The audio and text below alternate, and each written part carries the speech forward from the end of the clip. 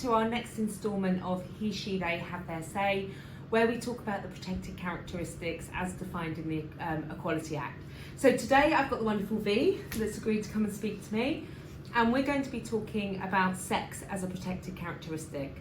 So to start off with, V, what is your understanding? How would somebody be covered under the protected characteristics of sex within the workplace? With protected characteristic means that you can't be discriminated against on the basis of your sex. So male, female, you can't be discriminated against on the basis of that.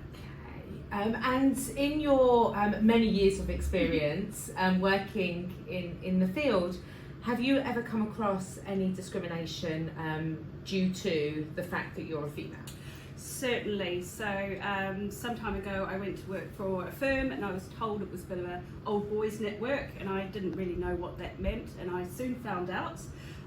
So myself and a couple of colleagues were taken on at the same time at the same level of seniority, and I talked to one of my colleagues, my male colleague, and said, what company car are you getting? And he told me he was being offered a top of the range Mercedes-Benz, and I thought, wow, that's amazing. I then contacted the administrator and said, what car can I have? It was a Ford Focus. And I was not against having a Ford Focus, but I talked to one of my female colleagues and she was also offered a Ford Focus.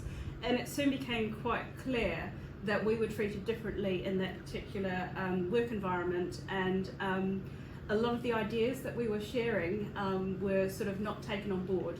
And after a time, it was clear we were sort of seen as the silly little girls, not having a sort of valid point to make. And it just really sort of highlighted for me, it can have a real sort of drip effect on your self-esteem and your confidence when you're just always constantly, not even clearly, but quite sort of subtly being discriminated against. And I left that job. I found that the old boys network was not for me, but I sort of found in time, I reflected on that and thought I was really lucky that I had the option that I could move on. If people are quite sort of trapped in a job, they may have no choice but to put up with it. So when talking to people, I asked a few friends about the protected characteristic and if they'd had experiences of sexism in the workplace. And some of it was, slapping you behind was quite obvious, but a lot of it was sort of much more subtle. But I think with any form of discrimination, it is what it does to you as a person when you have that sort of constant slight discrimination.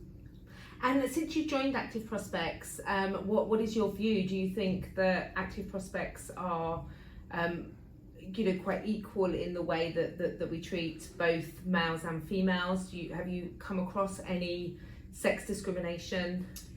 No, I don't think I have since I've been at Active Prospects. I think that we are an organisation that really encourages people to speak out. So when I go around and speak to our support workers, they are very conscious of the need to sort of look after people in our diversity. They're also really aware of sort of the strength we have through our diversity. So I think that a lot of the work we do around, bringing awareness to what we do with the protected characteristics has been effective, because they tell me that.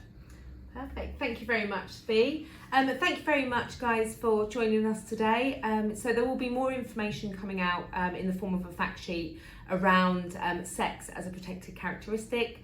I look forward to seeing you all soon.